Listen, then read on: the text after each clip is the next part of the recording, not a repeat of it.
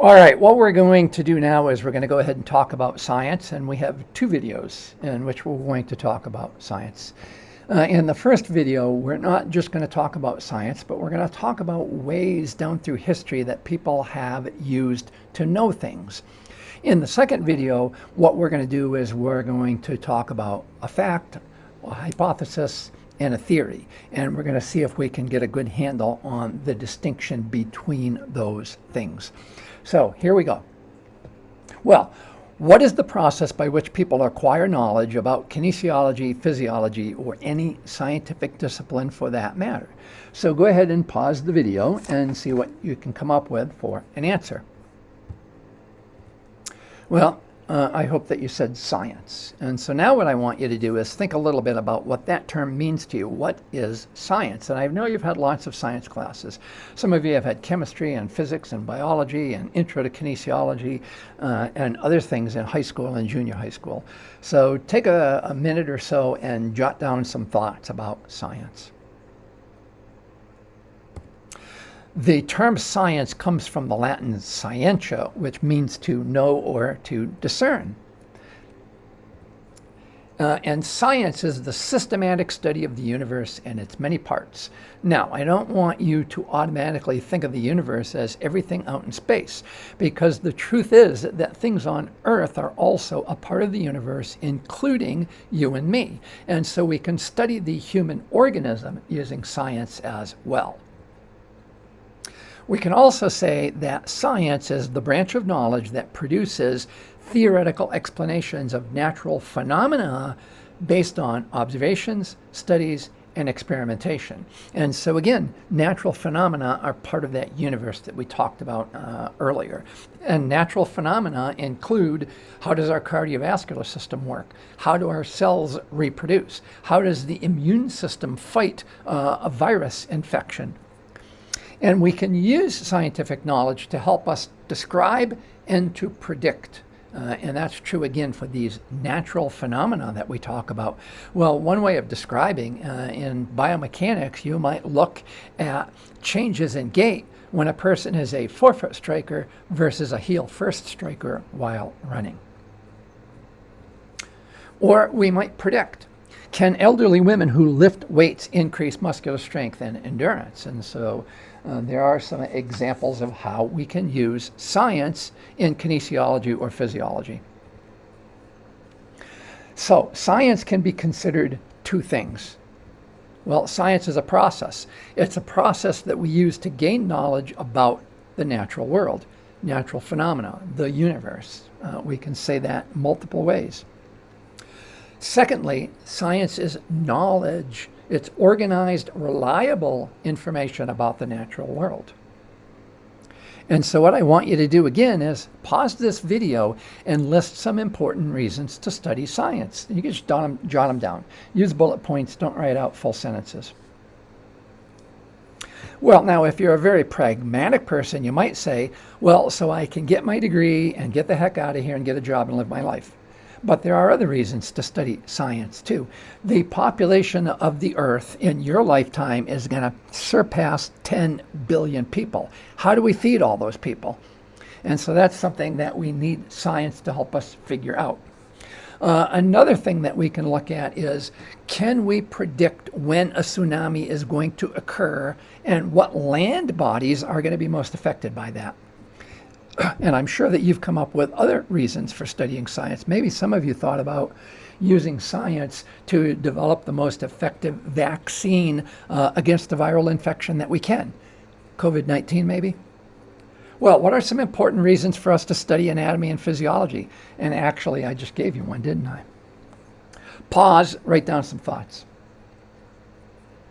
Well, I'm very interested in physical activity, and so for me, it would be important to look at how physical activity and living a very active lifestyle can help to decrease your risk of chronic diseases.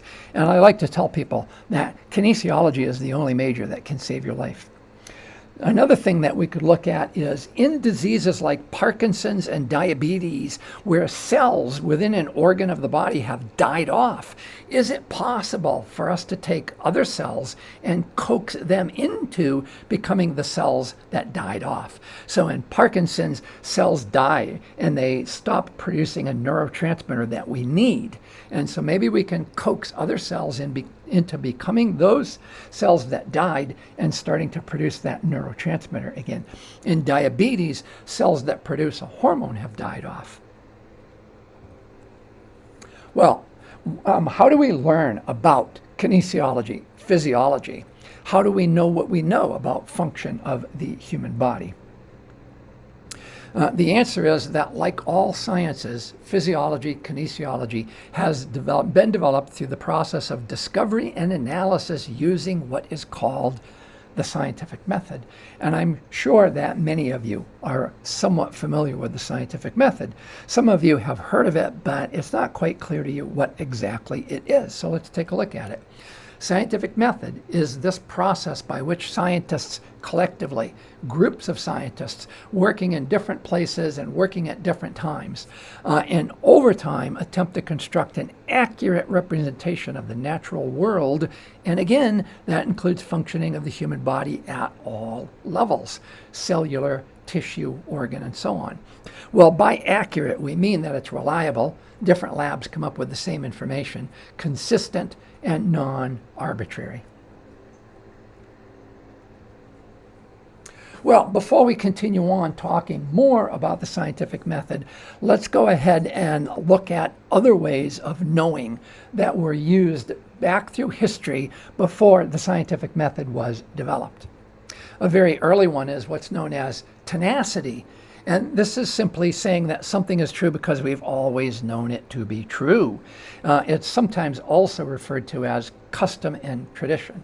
Let me give you a couple of quick examples of how tenacity works. And so for more than 100 years, we've said that when a person exercises really hard, the muscles don't get sufficient oxygen and they produce lactic acid. Well, both parts of that are wrong. We don't produce lactic acid when we exercise. We produce lactate. And those two things are different. They're not the same. And it has nothing to do with how much oxygen is available. Nobody has ever been able to find data for me that shows that the amount of oxygen in the muscle is too little to be able to drive oxidative phosphorylation. And yet I can't get the biology professors to stop teaching that we produce lactic acid when there's not enough oxygen in the muscles. Go figure. Now, another good example is we had a coach here who believed that after practice was over, the athletes needed to do a cool down so that when they came back the next morning for their AM practice, they wouldn't have any lactic acid in their system. And so what we did was we did this for a senior thesis, and we took the swim team and we divided them in half. Half the group did a cool down, half the group did no cool down. They came back the next morning, and before they got in their pool, we measured their lactate levels. Guess what? There was no difference in lactate between the group that did the cool down and the group that did no cool down. Well, then we wanted to be sure. And so what we did was we flip-flopped the groups. And so the group that first did cool down did no cool down. And the group that did no cool down did a cool down. Next morning, what did we find? Same thing. It didn't matter. The levels of lactate were the same. And yet that coach, I argued with that coach for about 2 or 3 seasons before we finally did a study. Another method of knowing is what's known as authority. And so back in the Middle Ages, Ptolemy was the authority. And Ptolemy had come up with what was known as the geocentric view of the solar system. And that just simply means that the sun and the moon and all the planets orbit around the Earth. We're the center of the universe. Well, Galileo broke out his little telescope and he studied the stars and the planets and the moons. And he said, wait a minute, I think this whole geocentric view is backwards. I think that we and the other planets orbit around the sun. It's a heliocentric solar system. Well, the church thought that that was not a good idea. They didn't like it. And so they arrested Galileo and they said, well, we're going to kill you. And Galileo decided, well, I'd rather be alive than right. And so I'll go back and I'll tell everybody, no, Ptolemy was right. It is geocentric. Another good example of authority from the Middle Ages was Galen's anatomy. Galen was the authority on anatomy for 2,000 years. This guy was actually a physician to the gladiators of Roman times. He was also physician to a few Roman emperors. And so he was the authority, and what he said about anatomy went. That was true. Here's the anatomist up here. Oh, there it is. And he's actually reading from Galen's text to the students as the barber, this is the barber, is dissecting the cadaver so that they can look at the different parts here. Now, the church said that authority came from God. And so questioning authority was heresy. And in the Middle Ages, that was punishable by death. So nobody questioned Galen's conclusions unless they had really big cojones or they were somehow protected from the church. The other really interesting thing about Galen was he never, ever dissected a human cadaver. And yet the guy was the authority for 2,000 years. Go figure. Another way of knowing is what's known as intuition or a priori. Something is self-evident. It agrees with reason. I can see it. And so let me tell you what I want you to do. I want you to jump in your car and go get onto Interstate 70 and drive all the way out through Colorado and into Utah. When you come to US 50, get on US 50 and head up towards Delta, Utah. Look out to the northwest. And then you'll come back and you'll tell me, hey, guess what, Professor Ball? The Earth is flat. It's flat. Okay? Another method of knowing is what's called deductive reasoning or the rationalistic method. This is kind of classical. And in this, what we do is we go from a general statement to a specific conclusion. Many of you have seen this from a philosophy class or someplace. All men are mortal. That's our general statement. Socrates is a man. Therefore, Socrates is mortal. Here's our conclusion. And it's very specific. Here's another general statement. All mammals have kidneys. Humans are mammals. Here's our conclusion. All humans have kidneys. And so the conclusion follows necessarily from the premise. There's the premise. Okay? And so it works, unless your premise is screwed up. All NBA players are tall. Well, that's pretty obvious, right? Earl Boykins was an NBA player. He's retired now, so I can't say that he still is. Therefore, Earl Boykins is tall. Well, there you go. Look. This is Tim Duncan, who was around 7 feet. Here's Earl Boykins, who was about 5 feet 6 or 7. I'm not positive exactly what. Well, you know, that's not even tall here at the paw. So you can see that your conclusion could be all messed up if your premise is wrong. Now, we can use deductive reasoning to test a theory, all right? And so we use a theory to predict observations of its consequences. And so, in other words, we predict what we should see if the theory is correct. And then we can go ahead and we can test it. So let's look at what's called the sliding filament theory of muscle. And I hope that those of you who had intro to kinesiology have looked at this, and maybe some of you have had biology classes have looked at this. Here's a sarcomere. From there to there. This is the smallest functional unit of a muscle. And you know, everybody knows a muscle can contract and it gets shorter. Well, when it does that, these Z discs get drawn in towards the middle. All right? And so here you can see we have these parts. Oh, look, here's an I band. And here's an H zone. All right, now I'll show you a schematic diagram so you get a better idea of what that is all about. Here are those filaments that the sliding filament talks about. Here are these thin ones coming in this way. And here are these thicker ones in the middle. The thicker ones actually pull the thin ones, which are attached to the Z discs, so this get pulled in.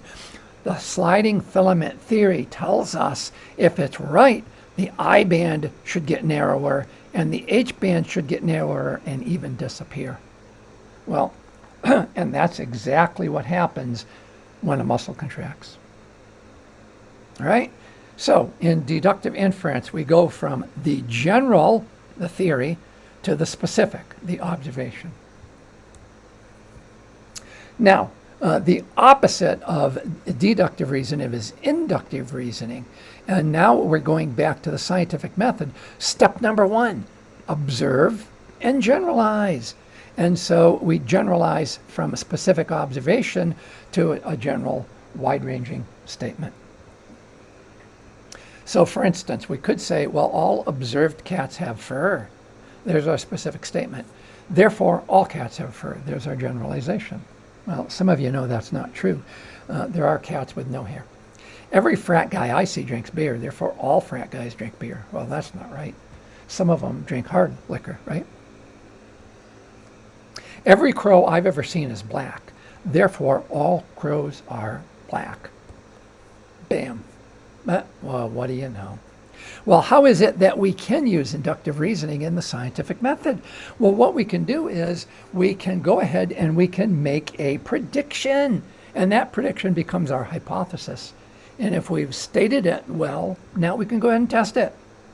I predict that lifting weights will make elderly men stronger. Can we test that? What would you guys do? Pause the video and think about how you would go ahead and test this.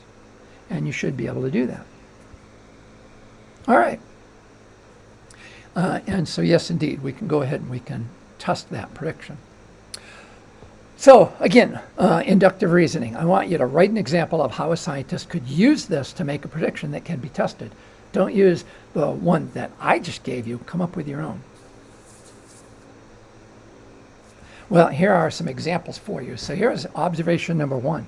Rats given fish oil supplements have a lower blood pressure than rats not fed fish oil.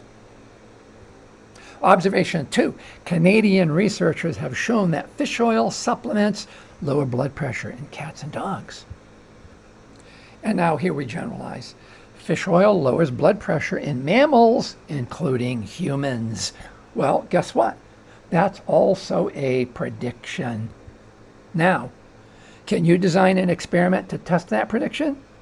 Pause the video, think about what you do here.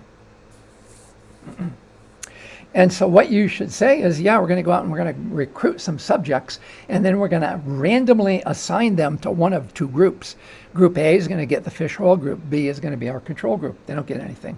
And so we'll measure blood pressure before, and we'll go through a period of 4 months, 6 months, 8 months, and then we'll measure blood pressure after. Now, if we're really doing a good job, we're going to make our study double-blind. The people in the study won't know if they're getting the fish oil or a placebo. And the person measuring blood pressure won't know if the person is getting fish oil or placebo. And so when you come in to be tested by me, I know you're in group A, but I don't know if A is the experimental group or the placebo group. And now if we're doing a really, really good job, what we're going to do is after we've finished, we're going to go through a washout period of a month or so, and we're going to flip-flop the groups. The control group is now going to get the fish oil, and the fish oil group is going to get the placebo, and then we'll see what happens. All right, so now, again, we've seen how we can go ahead and formulate a hypothesis. And again, a hypothesis is this tentative statement that explains observations, and it can be tested. This is critical. This is critical for your hypothesis. Well, we can talk about a hypothesis being scientific. What is it that makes it scientific? We can test it.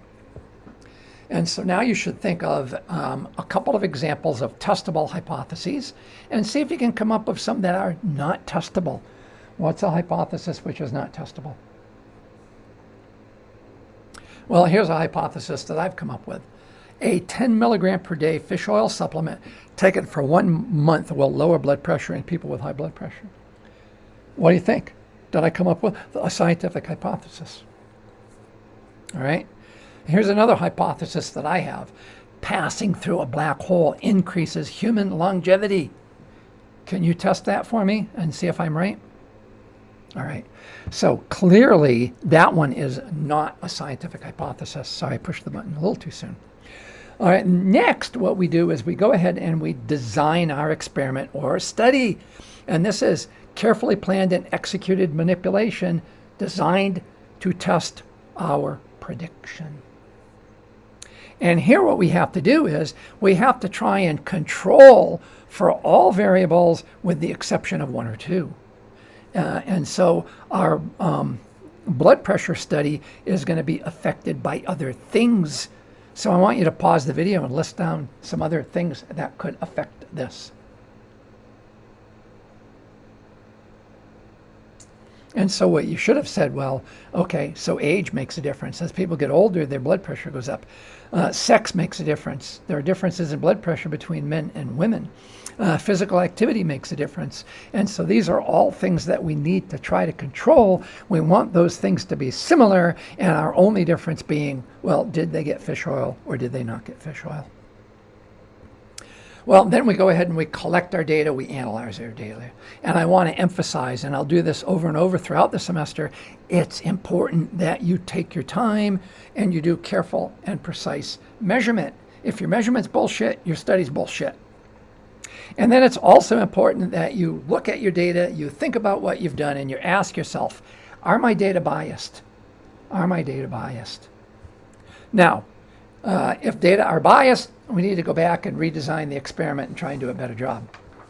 If they're not biased, then we still go ahead and we refine our hypothesis and we repeat our experiment. If the results aren't repeatable, we have to look at our hypothesis and come up with an alternative.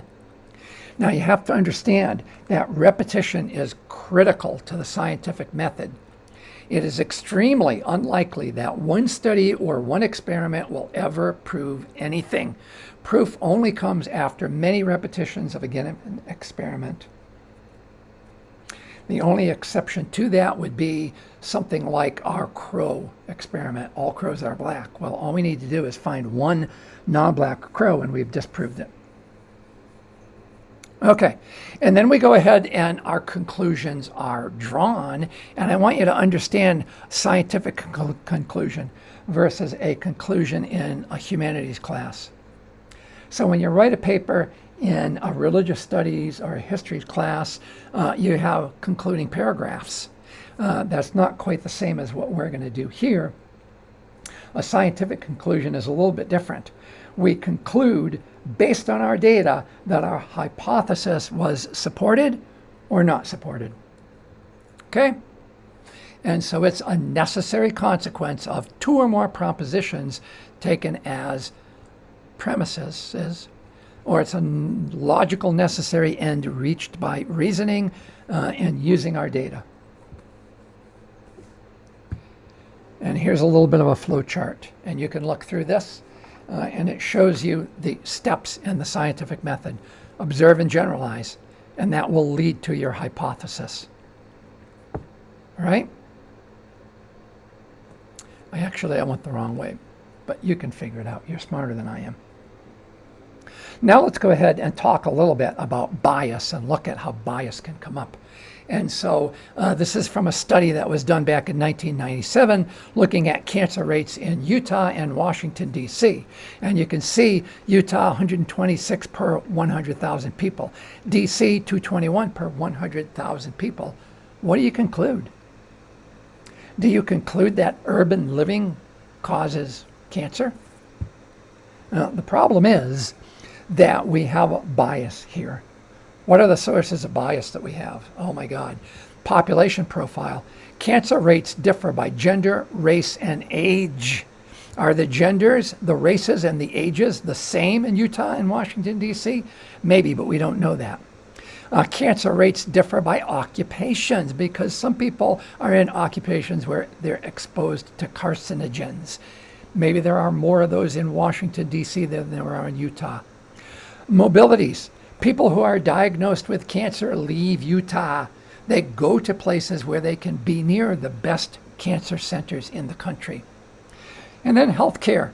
What is the preventive healthcare like in a particular area? Maybe Utah has better preventive healthcare than Washington, D.C. does.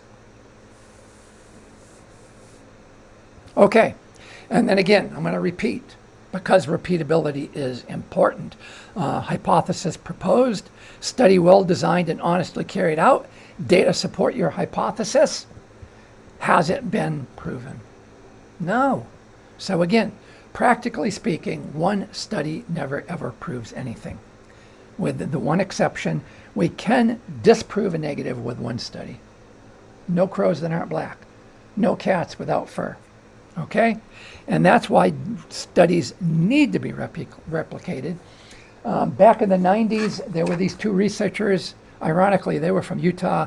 They said that they had found a method of doing what's called cold fusion, which would solve the energy problems in the world. Well, over the next decade, tens and 20s and 30s of different labs tried to replicate the experiment that those two guys did. Nobody could get the same results. Nobody. And so there you go. And in our next video, we're going to go ahead and review scientific method. We're going to talk about fact, hypothesis, theory. Talk to you later.